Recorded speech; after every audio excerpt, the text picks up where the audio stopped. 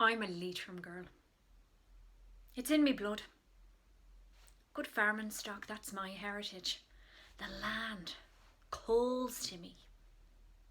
Oldham below town was never part of that picture in my mind. We survived the famine, God knows how. We had some of our own land, I suppose it was enough. Some of the family though.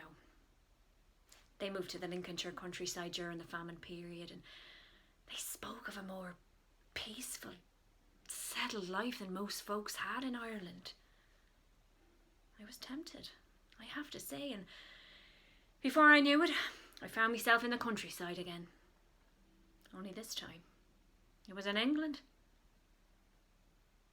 I missed me birthplace, and me ma and me da, but I made it work for me. Sometime in, I met a man. From Mayo he was. Although he omitted to tell me that he actually lived in Oldham, and he was only visiting his people in Brig. He was a good one, or so I thought. He certainly had the talk.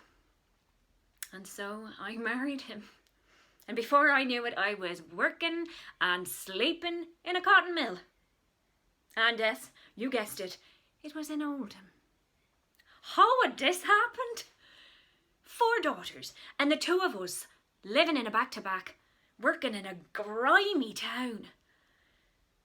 The life was just working and sleeping. The air was heavy with soot and smog, and I longed for the sky and the rolling countryside and even tending the livestock. It was me namesake, Bridget, me daughter, who eventually dragged us back to the Lincolnshire countryside when she met a visitor in an Oldham park.